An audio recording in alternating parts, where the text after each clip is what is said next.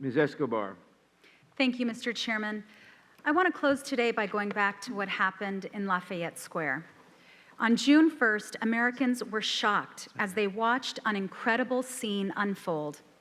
Here in Washington, D.C., peaceful protesters in Lafayette Square came together in protest, demanding change after watching graphic video of George Floyd's murder. They came together in protest, demanding change because of our country's horrific history of police brutality linked to racism. And on June 1st, while they peacefully stood in Lafayette Square, these peaceful protesters were overcome by mounted law enforcement and tear gas. Protesters, members of the media, Americans watching this at home were all stunned and wondered why. Moments later, as the president sauntered over to St. John's Episcopal Church, the story became more clear.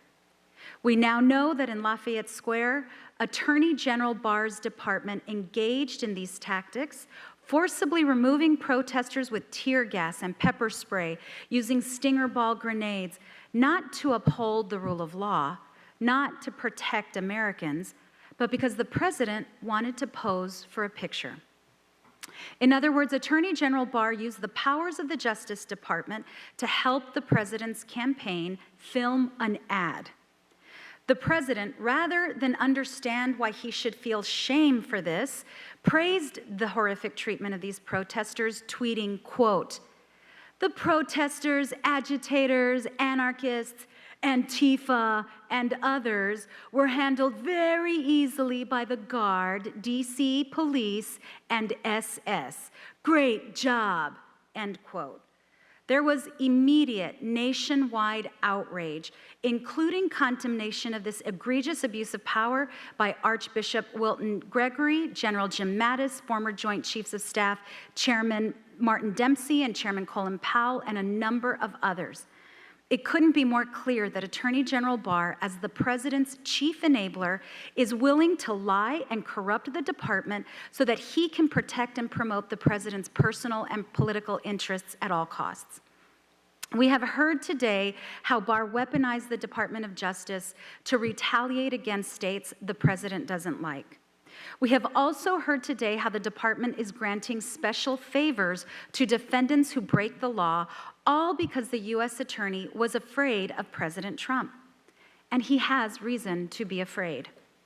We heard today what happens to prosecutors who stand up, like Mr. Zelensky, and say this is wrong. They are told to get in line or you will lose your job. And we've seen how true that actually is. U.S. Attorney Jeffrey Berman said his office would conduct its investigations without fear or favor. Investigations that we know go to the heart of the president's inner circle. And what happened to him? He was fired. We have confirmed today what we've known all along. The Attorney General is willing to corrupt our government, ignore our rule of law, and do whatever it takes to keep Trump in power, including subverting the upcoming elections. And Barr will lie to the American people if it helps the president achieve his goals. He cannot and should not get away with this. Mr. Ayer, I would like to end by asking you, with your decades in office as a public servant, what happens to our democracy if we do not hold Barr accountable? Can you describe what the effect is on the American people's perception of the Justice Department if our Attorney General is allowed to place the president's wishes above our rule of law? Well, I don't want to get too apocalyptic, but I think if you want to just a real life microcosm of it, I think you go back and you look at what happened in Watergate. And in Watergate, we had a real failure. I won't go through all the facts, and some of you remember it and some of you don't, but the Justice Department failed, and the government justice system failed, and we were very, very lucky to have President Ford nominate Edward Levy as the Attorney General, and he saw the problem. The problem is one of trust. Not surprisingly, when the Justice Department and the justice system becomes untrustworthy, and that's the problem we're talking about here today. When it becomes untrustworthy, guess what? People don't trust it. And when people lose trust in the government and they lose trust in the law, then you don't have law. then you have lawlessness, and you go from there, and you know what ends up happening. So it's very important that we recognize what's happening now. What's happening now is much worse than what happened in Watergate, much worse. It's across the board. It's a systematic effort to undo the checks that were put in place in Watergate and others that existed in the Constitution.